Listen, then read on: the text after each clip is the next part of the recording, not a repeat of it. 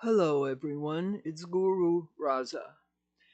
I have a kind of important vision for myself where God revealed to me something in a concrete fashion I've suspected much of my life that my mission had to do with sexuality, with the adult trade, with people involved in the adult trade, people in alternate lifestyles. And I've often thought about it but it didn't quite add up um, into a concrete vision, into a concrete understanding. And the strange thing is, the other day I decided to look up Costi Hinn on Wikipedia and on his websites, see a little more about him. I'm a fan of Costi Hinn, the nephew of Benny Hinn, the to some people notorious prosperity preacher, the word of faith, or the what some, including me, consider the greed gospel, the gospel of greed, maybe the gospel of Satan, who said, I will give you all the kingdoms of the world and their glory if you will bow down and worship me. He said that to Jesus when Jesus was fasting on the mountain for 40 days and 40 nights, and he tempted the devil, constantly besieged Jesus, and this was probably the final temptation, depends on which gospel you're reading. Uh, so the greed gospel, let me pass on that. And I went to Costi Hinn, who has, of course, many of you know, he has left his uncle and he has left the premises of that type of theology, and he has entered into a new world of ministry. He is in Chandler, Arizona, running his own ministry. He is the pastor of the Shepherd's House Bible Church, found which was began in 2022, and he was ministering before that as an associate and assistant in other type churches like that. He's got lots and lots of interviews and videos on YouTube. You should take a look if you're interested in him. He's, to me, absolutely fascinating because he revealed to us the behind the scenes uh, type of obscene luxury that went on with Benny Hinn and the people involved. We got it right from the horse's mouth. I mean, you look and sometimes you don't know what to believe. Now, like on Wikipedia, it gives that Benny Hinn has his headquarters now in Texas, and that he lives in a house that's costs less than $700,000. Now, when I looked on the internet at the various documentaries on him, they showed multiple mansions. So I think that's could be his headquarters or that's one of his residences. But of course, I can't prove anything unless Costi Hinn reveals that he has several mansions. One of the mansions that I saw a picture of looked more like a palace than a mansion. So again, like I said, you don't know what to believe sometimes. But when you hear Costi, you know he's telling the truth. You know that they went to the most expensive hotel in the world, and Benny Hinn dropped $50,000 for a lavish weekend. I think it was before they went to India. It was a stopover, like a rest and recreation, and it cost him $50,000 for himself and the entourage, including Costi. And okay, so Costi, when he left his uncle, he was looking for another uh, well, in the way I see it, he was looking for another nest or a fellowship, a church ministry, fellowship with like-minded Christians who think differently, who think in another way. He said he wept in regret over being involved in his uncle's ministry of greed, and that was an article was published in 2017 in the Billy Graham magazine about that. I forget the name of it, but and then he published a book which I intend to purchase. Um, let's see, what is the book? I know I wrote it down, but where? Um, God, Greed, and the Gospel. God, Greed, and the Gospel by Costi Hinn. I intend to purchase it and see what he has to say. It's on all the venues, you can find it easily. God, Greed, and the Gospel, where he explains things. And I would like to see what he says, very much so. The only thing that is a little bit, let's say, to me, it's a fly in the ointment. To me, he got involved with John MacArthur, and John MacArthur has denounced the Blessed Virgin and said her apparitions are from the devil.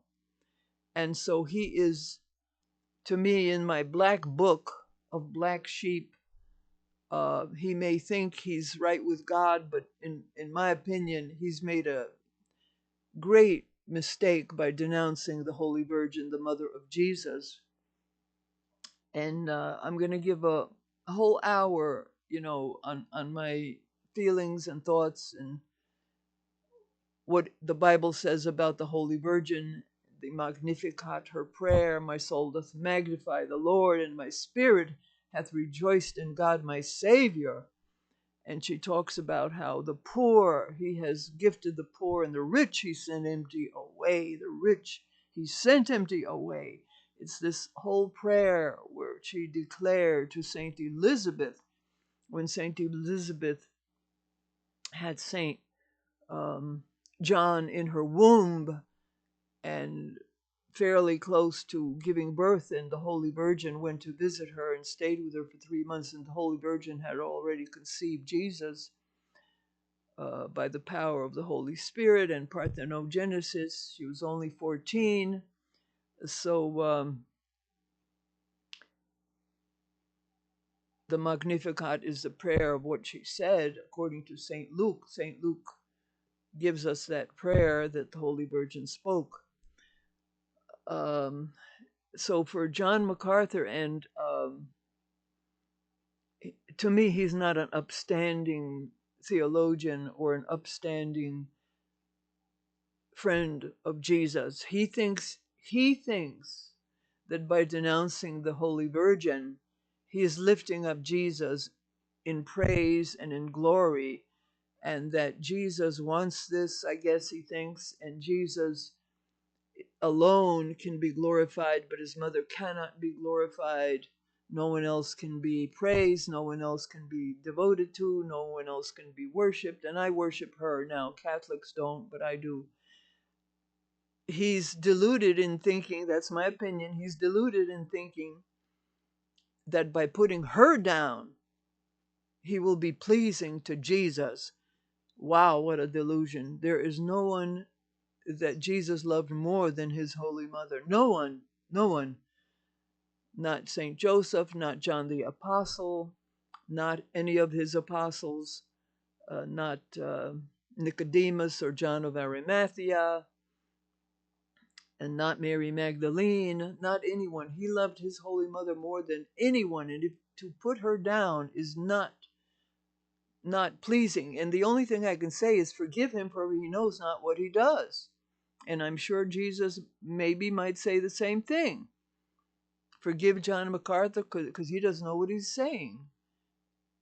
He's deluded, which is typical in the attitude of many Protestants who put down the Holy Virgin and they put down all the saints and say that we worship the saints, Catholics, and they don't. They venerate the saints, and they have a special veneration for Mary, Holy Mary, called Dulia, Dulia, which is like the highest veneration that there is. That's different from me and my religion. In my religion, Jesus and Mary are equal. I'm not a righteous Catholic. I'm a Catholic, but I have deviated from their theology and certainly from their proposed lifestyle, which they propose, but they don't practice, by the way. They propose, but they don't practice. They're a lot of them, the priests are, a lot of them are hypocrites. Even the popes, a lot of the popes are hypocrites. Not St. John Paul II. He was a true saint, and he's beyond reproach, beyond criticism. But I don't believe in most of the other popes, past and present, as far as, they're not worthy to be in the same league with St. John Paul II. They're not in the same league. They're not high up like that. I don't know what they are and who they are, but I'm not that interested in them. I don't reverence them. I don't bend the knee to them. I don't look upon them as my leader. Do not. I think they have built this church on exploitation, greed, torture, and murder, status seeking. No, I don't believe in them. I do not believe in them. I have things to say about the Protestants that I don't agree with as well. I mean, I don't agree with patriarchy. I don't agree with their ways, their agenda. Okay, now, I began this to talk to you about a vision I had that has to do with sexuality. And it happened in the most convoluted way when I was going to look up Costi Hinn, and I did look him up, and I saw his Facebook, and I read his Wikipedia. And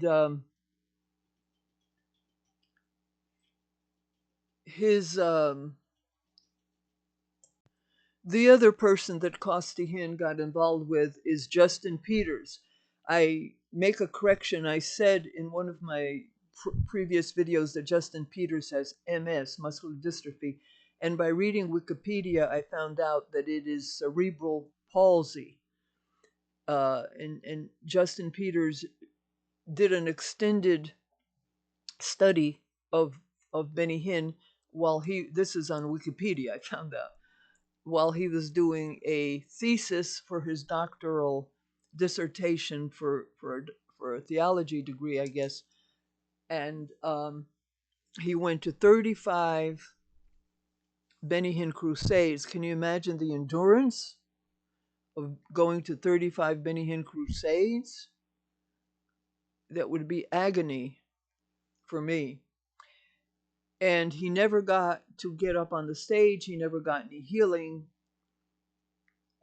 He was doing it to study. I'm not sure how strongly he expected or wanted a healing, but if Benny Hinn had a healing anointing, he certainly could have been healed. Because back in the day, the great faith healers healed things worse than cerebral palsy and MS and myasthenia gravis and all these things that medical science doesn't know how to cure. I don't know if medical science knows how to cure cerebral palsy. I know they don't know how to cure MS. That I know. But it's not likely that they do know. Okay, so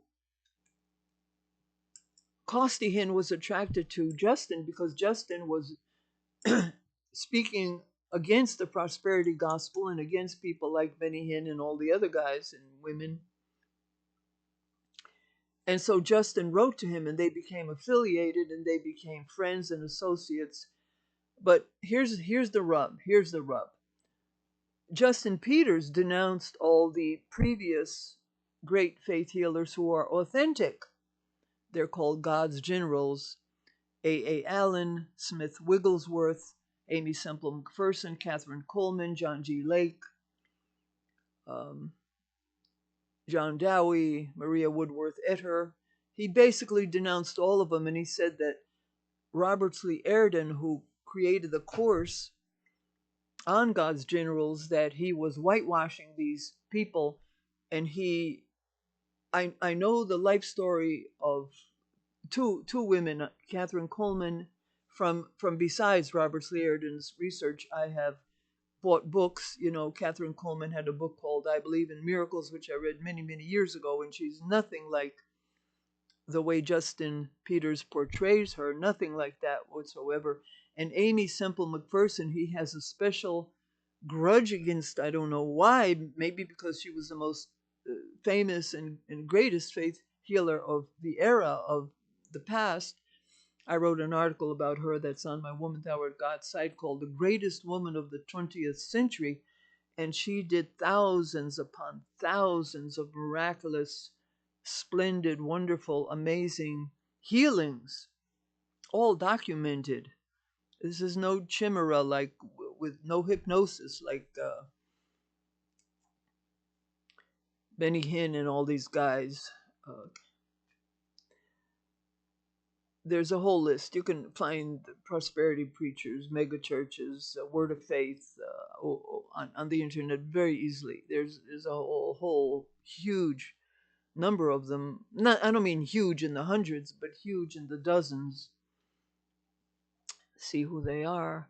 Check them out if you wish. So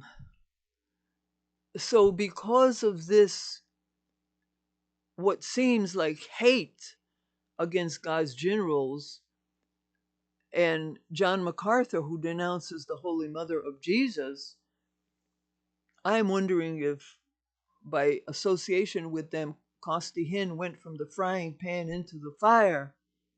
And I know what that is. Been there, done that. I did that in my life one time. I left this crazy hypnotist who taught me hypnosis. I mean, I already knew it. I had a natural bent for it. He didn't have to do much to teach me. It took 5 minutes for me to catch on. And I became you might say, a professional hypnotist. Although some people I didn't charge. I just wanted to help people. And so I went from this exploitative con artist man who was truly evil, truly not of God, but he put on a big front of being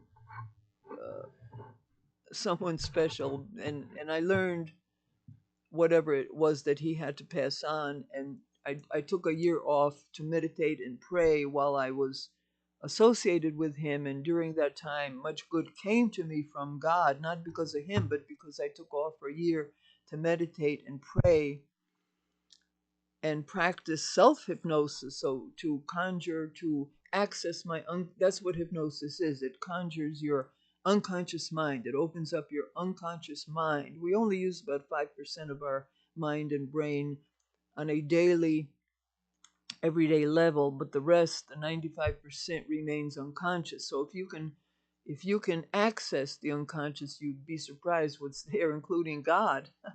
So I did practice that for a year, and marvelous things happened, marvelous things.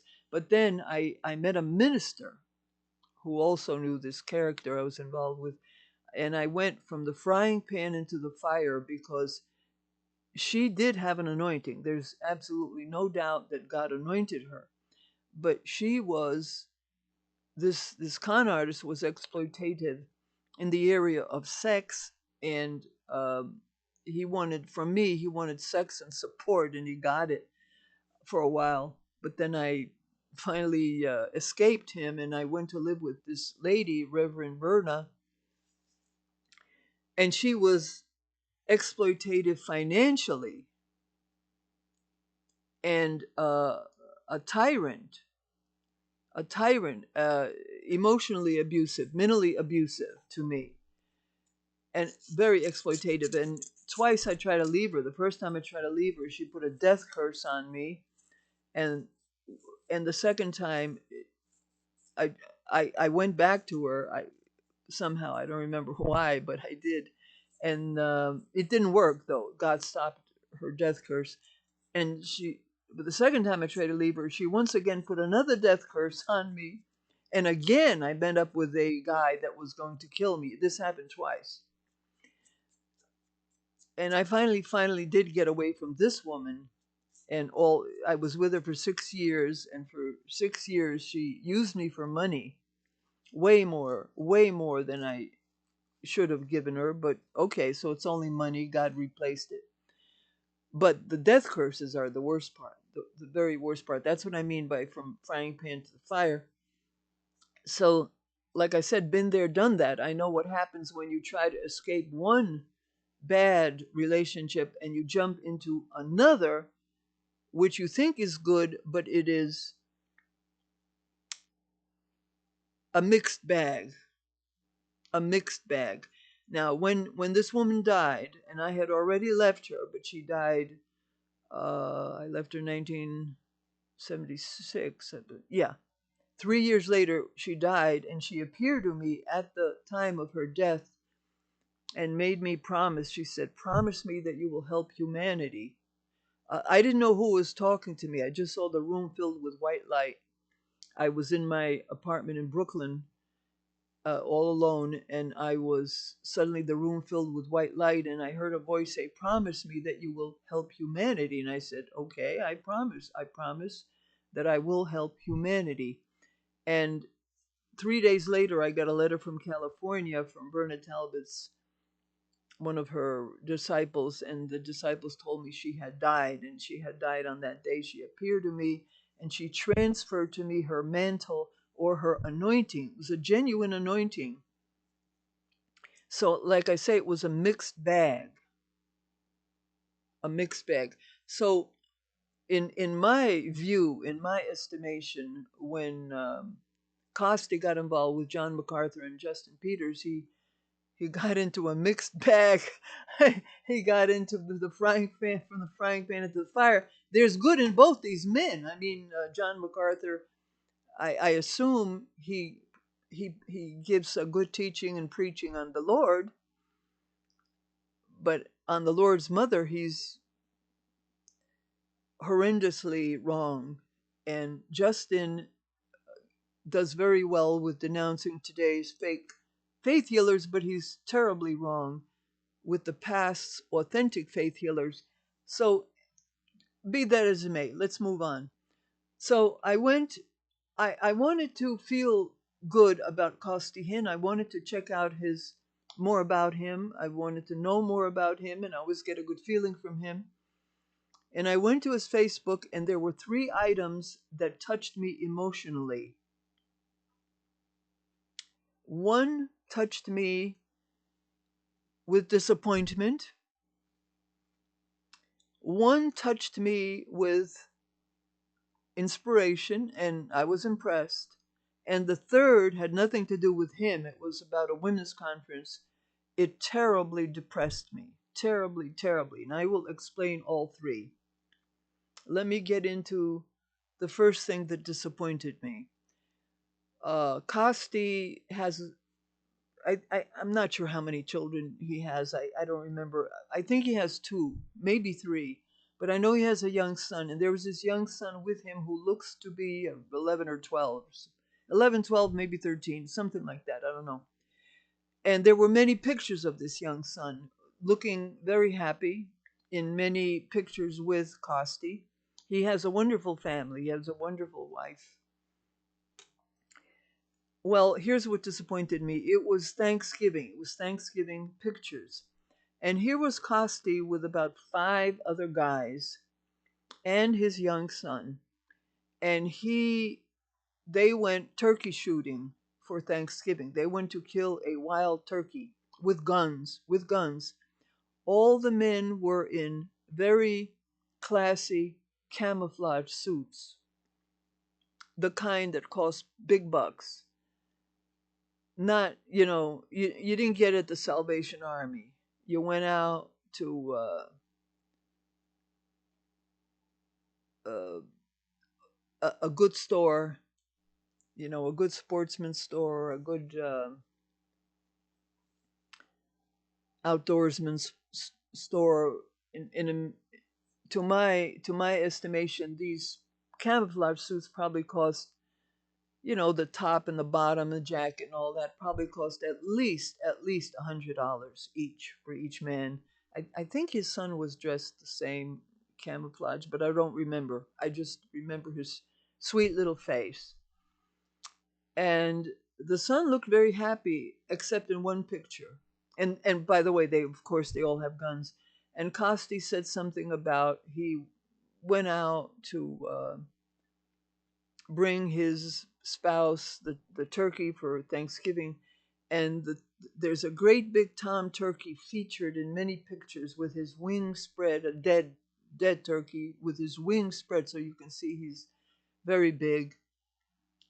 And all the pictures, the young man looked happy except the one where he's stooping down with his dad with the turkey in front of him, and the young man is looking at the turkey.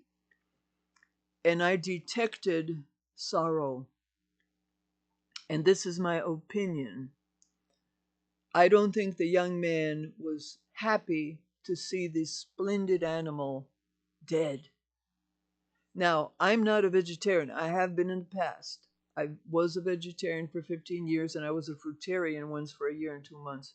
So yes, I can't say I don't touch red meat.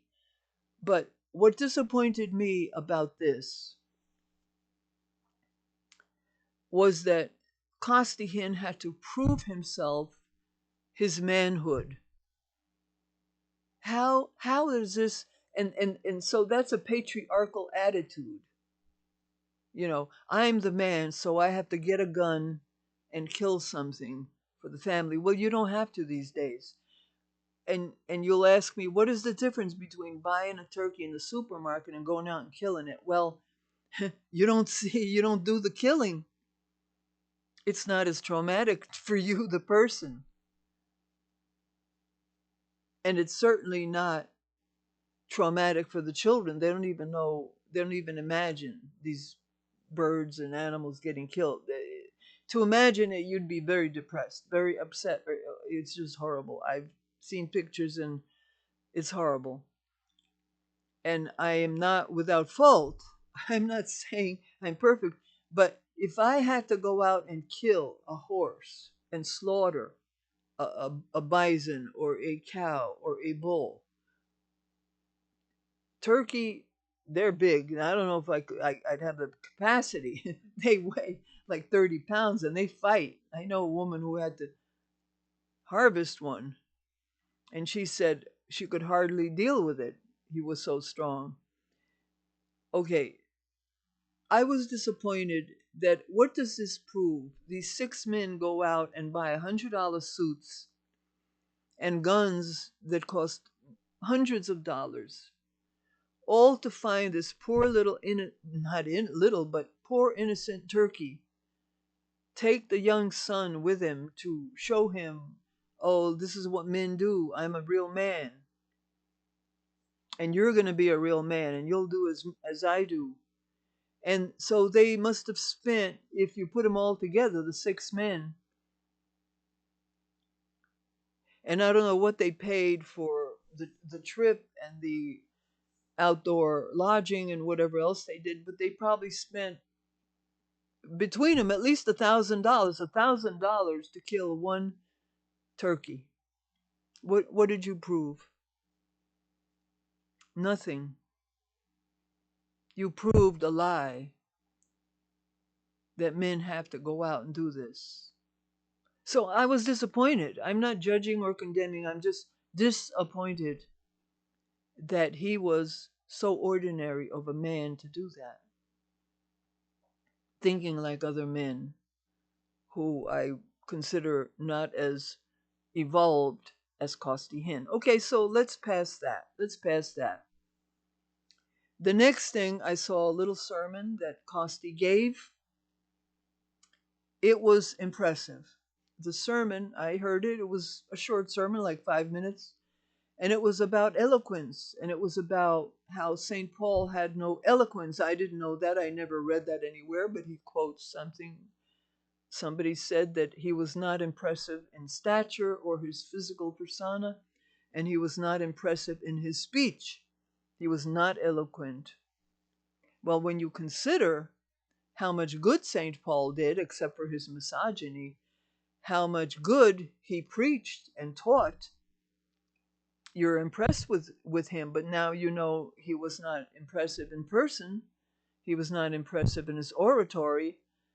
And Costi Hinn gave a sermon about that, it's not important to be eloquent. And he gave a very good sermon, and I liked it, and I was impressed. All right, so now I scroll down to see what else is going on his Facebook, and I came to a women's conference. It's a women's yearly conference. I looked at the pictures, uh, and I was, I'll tell you one thing, and I know this is going to be a dig, but I can't help it. I just can't help. I'm going to say it. I'm going to say it. It doesn't look like these women might have been praying, but they weren't fasting. You know, like Jesus said to somebody one time, his disciples couldn't get rid of a demon from somebody's son,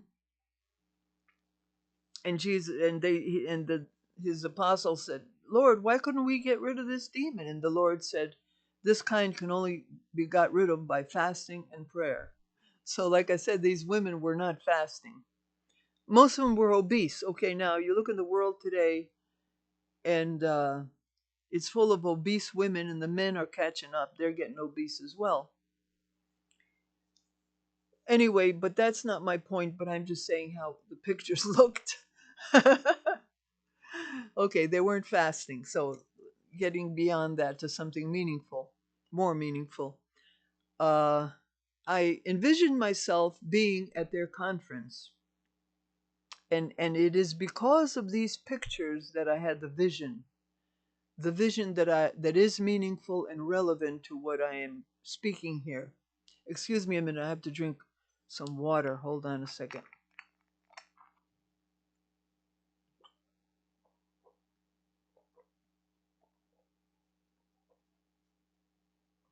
Okay. So I looked and I imagined myself at a women's conference. I'm thinking, I'm a woman of God. Wonder what would happen if I appeared at one of these places. And these women, and I told them, well, I used to be known as Kellie Everts, the lady who strips for God and dances to save men's souls. Well, that would be an instant what? And it would be very negative. I have been involved with religious people, and I have never, except for Father DePaul Genska, the priest of prostitutes, who taught a course at Catholic Theological Seminary in Chicago. He was my friend for many years until his death, and he was 100% non-judgmental and non-condemnatory of those involved in the adult trade. But most other religious people that I have spoken to, men and women, have judged and condemned me. And besides that, I could just imagine myself walking in to this conference if I wear something revealing, like if I wear something that doesn't hide myself, like a bunch of baggy layers of clothes, and me with my shape, 48, 28, 38, which I have recovered my shape. I went on a serious, and when I talk serious, I mean serious diet that's been going on for 11 months. And I had shot up to 164. And with my diet, the only way you can describe it, the best way you can describe it, is the starvation diet. You're talking 1,000 calories a day. So after 11 months, I went from 164, I am now 128 as of today. And I'm planning on a few more pounds down. I'll be about 124, which I had a few years ago, I was at that. And I felt good about myself, and I'm beginning to feel good about myself. And I was somewhere yesterday in town, and a lady came up to me. She said, "You have so much class. You're not from around here, are you?" And I said, "Yes, I am. I'm from here." And she said, "You look too good to be from here." And she named the town. I don't want to name the town. "You look too good, let's say, to be in Dory Bill. I said, wow, what a compliment. That's from losing weight. So I could just imagine myself walking into this group of women who, most of whom, I'd say three-fourths of them were obese. Others were overweight, but not obese, just maybe 20, 30 pounds overweight. And there were a few thin ones, but not many. And if I walked in with my body 48, 28, 38, and I can feel the hate, I can feel their hate. Well, of course, I'm old, so maybe they wouldn't hate me as much because I'm old, and I'm probably older than most of them there. So I'm not ashamed of my age. I'm 78 years old. I'm not ashamed. It's time to be old. It's time to be old. But my body, once I recovered it, well, people get whiplash. Let me put it that way. When I go out now, I wear something that shows it. They get whiplash. Okay, not important, not a big deal. But so they would hate me for that. I've been there, done that. I've had that happen since I was real young at women's groups, women's organizations, where they have despised me for how I look in general. Not the woman from yesterday. Excuse me a second.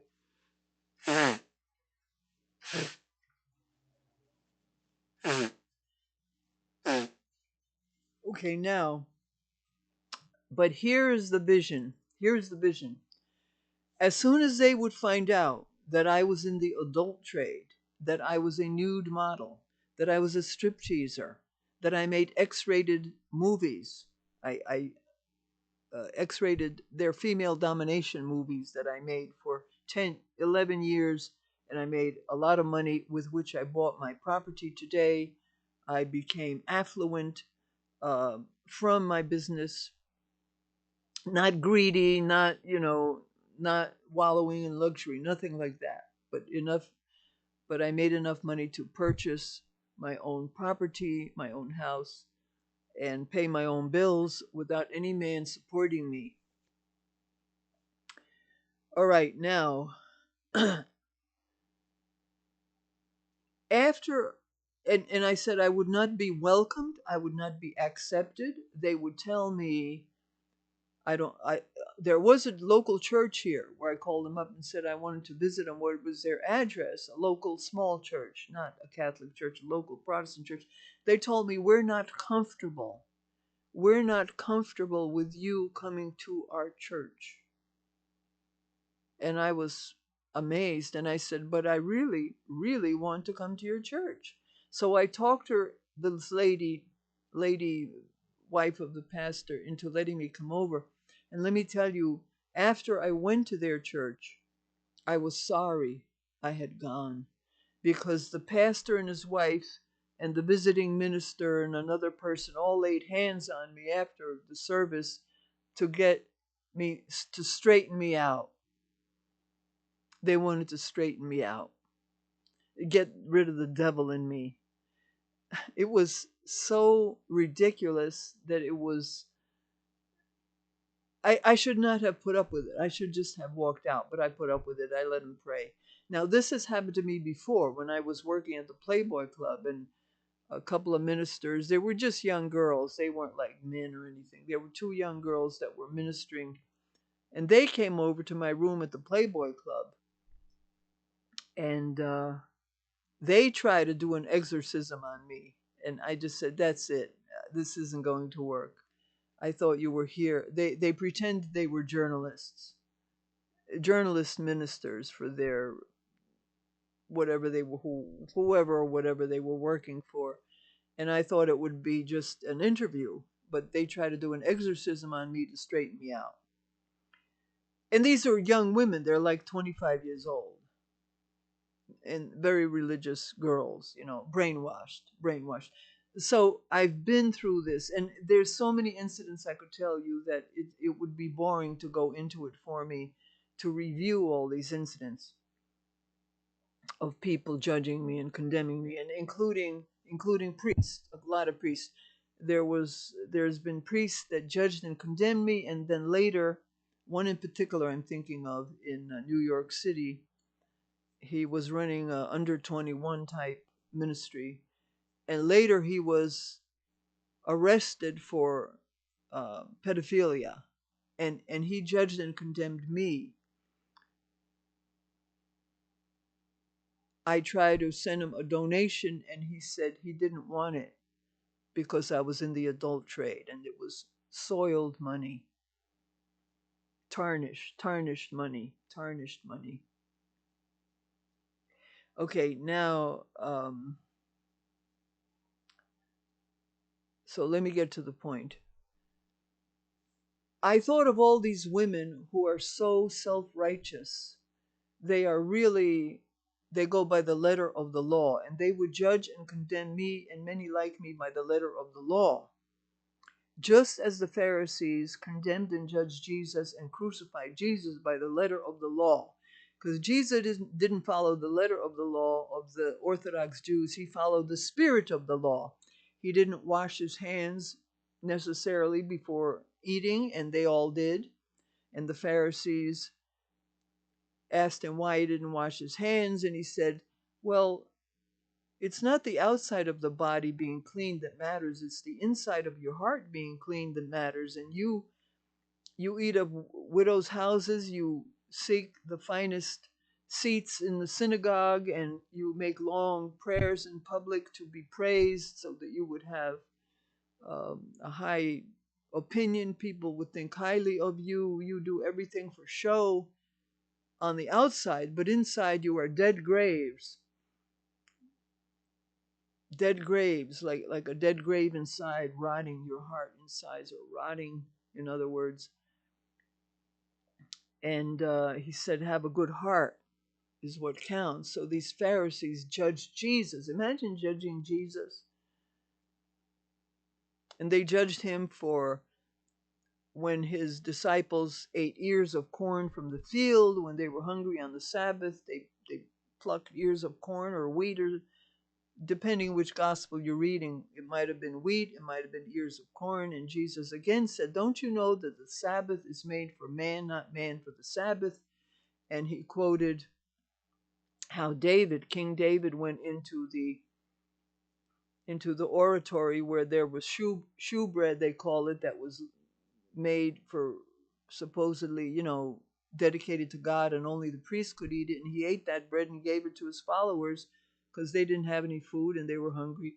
He said, the Sabbath is made for man, not man for the Sabbath. And I mean, he was logical. He didn't go by the letter of the law on every tiny little point. Like he did a lot of healings on the Sabbath, a lot of healings on the Sabbath. And he did not condemn people like for sex. He did not condemn the woman caught in adultery. The guys were going to kill her. There was she was caught in the act of adultery. Where was the man? Where was the man? They don't tell you in the Bible. Where was the man? Why didn't you stone him? Why? Because in the law, I looked it up. In the law, both the man and the woman caught in adultery, they both have to be stoned to death. That's the law of Moses.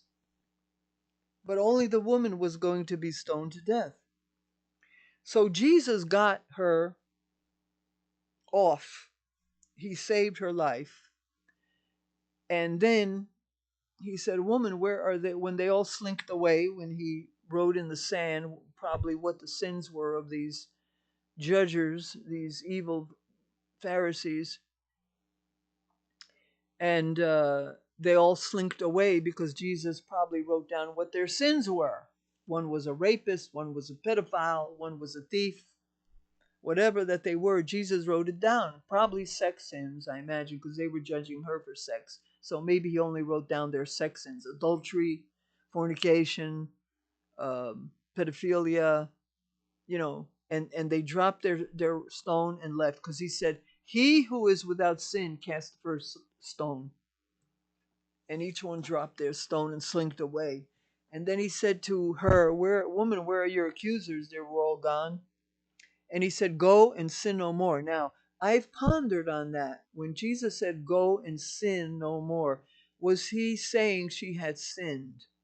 Was that an admittance that Jesus said she sinned? Not necessarily, because a lot of people he healed, he said more or less, go and sin no more. Go and change your life from sin. It doesn't mean that he accused her of being a sinner for committing, necessarily for committing adultery. It could have been other sins. It could have been her thoughts. She could have been vain. She could have been greedy. She could have been a liar. He didn't say, go and don't commit adultery anymore. He said, go and sin no more. So it's not an automatic judgment on her that she sinned in adultery. Now, I'm going to tell you something that'll knock your socks off. On the Alex Ferrari show, there's a female called ALX, Alex Utterman, Utterman, who was for 5 years with a miracle saint called Sri Kalishwar. Sri Kalishwar was a young man who worked with his mentor, his guru, Shirdi Sai Baba. And Shirdi Sai Baba was a super miracle man. And he worked with Sri Kalishwar and gave him power. They both had power and they worked together. And they, by the way, they both appeared to me and married me, both of them. I'll get into what marriage is later, because I'm married to Jesus as well.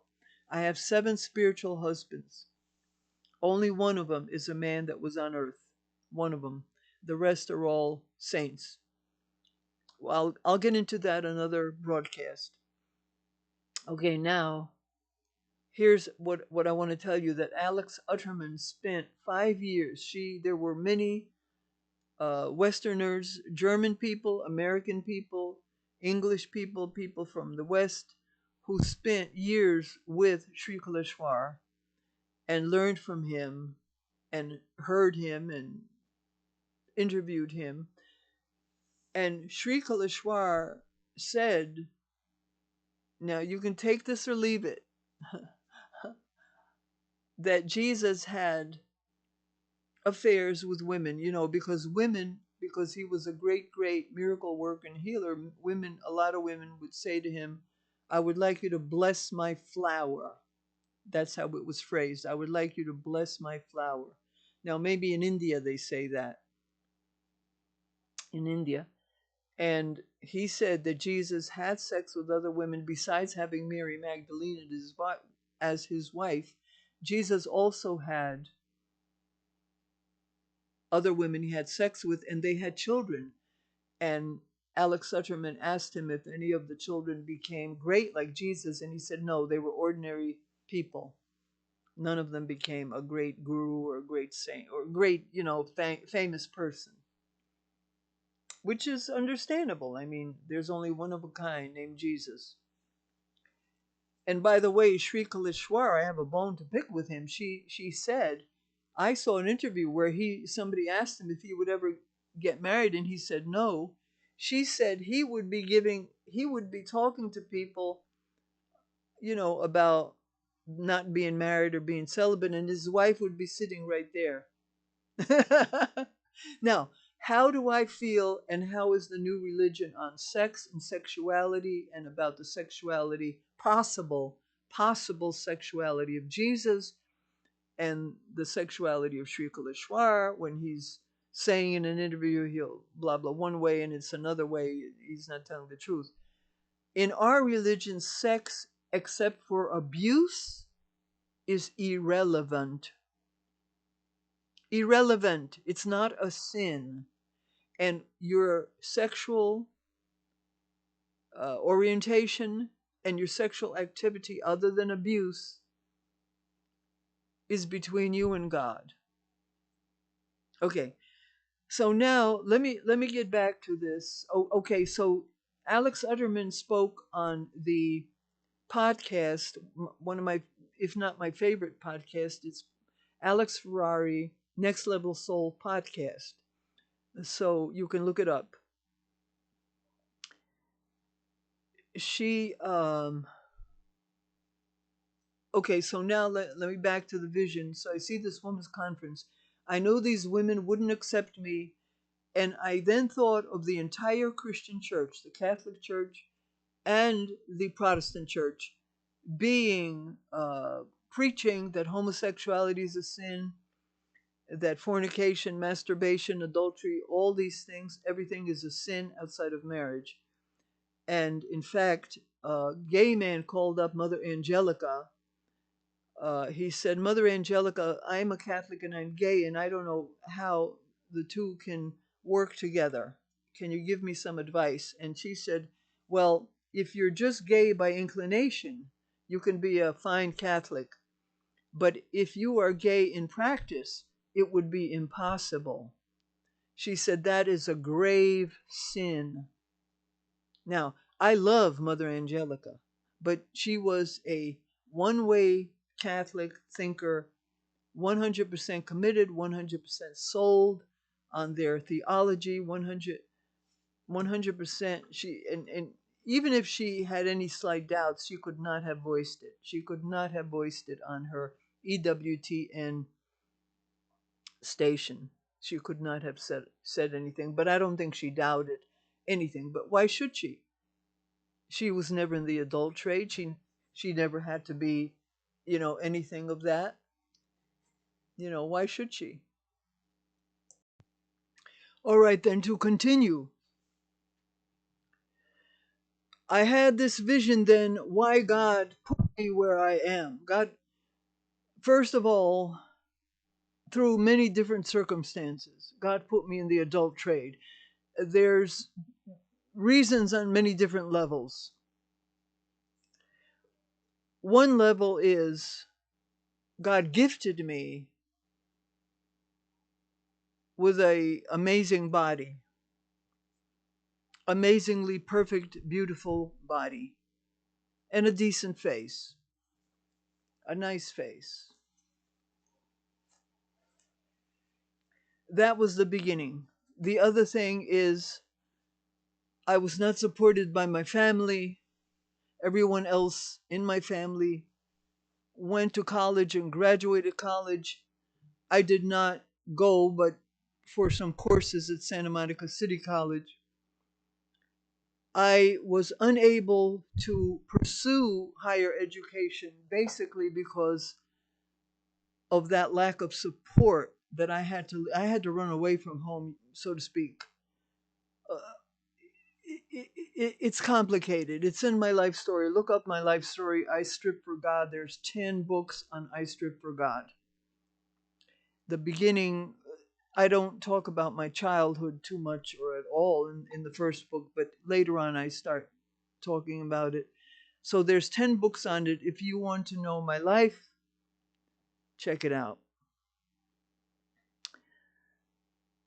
So higher education, even though I'm a very intelligent woman with a high IQ, higher education in a formal sense. Now, I do have higher education, but self-educated. I've been studying all my life. My father was a professor, and his mantra to me was, you must study.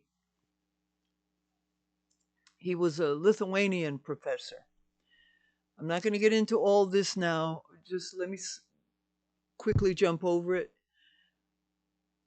So this type of education was not in my cards. God kind of orchestrated my life so that I would end up using the beauty of my body to make a living. And it wasn't just because I had to. I wanted to. I wanted to. I wasn't ashamed of dancing and being dancing topless, or later on when nudity was legal. It wasn't legal when I first started, but later on it became legal. I wasn't ashamed of nudity. Nudity is God's creation. I never did what's called a porno video where you do sex, because I'm too repressed and too not shy, but embarrassed and also repressed. I wasn't sure if it was a sin or not, because I was brainwashed until I broke out of my Christian brainwashing in 1990. I thought that some of these things like pornography might be sins. I was uncertain. Yes, I went through years of uncertainty and confusion and not knowing, is it this or is it that? Is it that or is it this? Is it a sin or not a sin? Is it okay or not okay? I went through years of that, wondering and not knowing, because I had all these different messages given me by the Christian church, Catholic Christian church. So I end up in the adult trade. I end up being a dancer and later a producer of X-rated videos. X-rated because they had nudity. They didn't have sex in them. They had nudity. And for 11 years, I produced videos of domination, female domination of men, and made good money. First time I had money in my life. Okay, now here's the vision. Let me cut to the chase. I understood why God called me. I'm a woman of God. God is first. I put first the kingdom of God, and everything was added unto me. In spite of being in the adult trade, that is just a business, a trade. It is not something that I focus my life upon. I focus my life upon God. Always have, always will. I am not focused on my job. They say, who are you? You're not your job. You're not your gender. You're a soul. I'm a soul sent by God to the earth. And I inhabited a body. And then I had work. I inherited work, certain kind of work. And why did God want me in this trade? God wanted me in this trade, being a woman of God, because God wanted me to gather the sheep that the other Christians and religious people and Pharisees and judgmentalists, fundamentalists, judging people. I'm not going to call myself a leader, but I am the icon or the representative or the servant, really, because God said if you want to minister, if you want to be like me, you got to be a servant. So I'm a servant of those who are marginalized, judged and condemned, rejected. They are rejected by the religious people of the world. They are rejected by the Christians. They are rejected by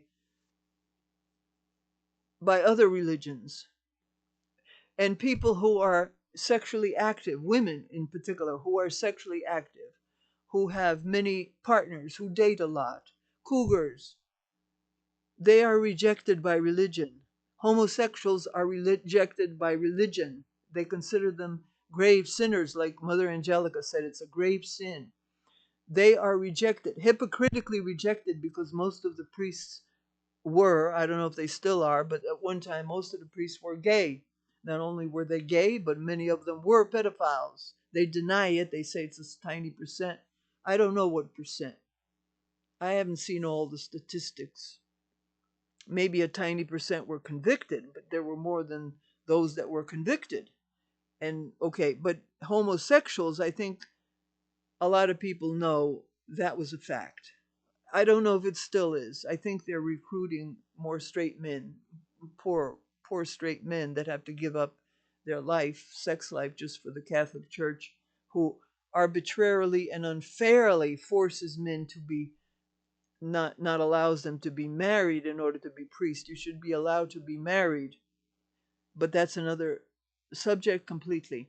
Okay, so I am for the homosexuals, the LGBT community, lesbian, gay, bisexual, transsexual, transvestites, people who are marginalized, condemned, judged, people who are sexually active. And in my religion, sex is not a sin. You understand? In my religion, sex is not a sin. And when I call people to join my religion, when I ask the women to join our community, they will not be judged for their sexual behavior. They will not be judged for being gay. They will not be judged for being sexually active. They will not be judged for being in the adult trade, even prostitution. They will not be judged for any of these activities. So I am sent to these people to gather these people for God, to be their minister, to minister to them. That was the vision I had after I looked at Costi Hinn's Facebook and saw that woman gathering, yearly woman gathering, and I knew they would reject me, and I knew they would reject you who are not a straight shooter, like, of the average mentality and the average type, what they call morality, and you're unusual, different orientation, different lifestyle. I am your spiritual mother. I am your spiritual mother. I am your spiritual minister. I am your guru. That's what God produced me for. God acclimated me for, or God chose me for, God presented me for, God prepared me for, prepared me. Because I am a religious woman. I am of God. I am one with God. I am one with God. And that's who I'm for. I am for the people that don't have a leader. I'm not calling myself a leader because I don't think of myself as a leader, but a leader in a sense. In a sense, I'm a leader. In a sense, I'm a minister, a priestess, a guru for these people. For these people.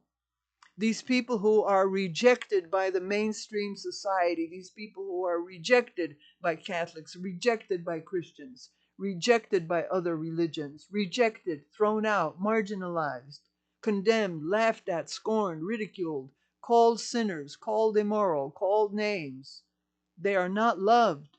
They have no place to rest their head within religion. So here I am. You can rest your head in my religion. My religion is for you. You might not believe all of it, but my religion accepts you, respects you, and loves you. Okay, in the next podcast, uh, this is the 5th podcast. The next will be the 6th. I will speak about sexuality. All right, to be continued. God bless you. I love you. Go in peace to love and serve God.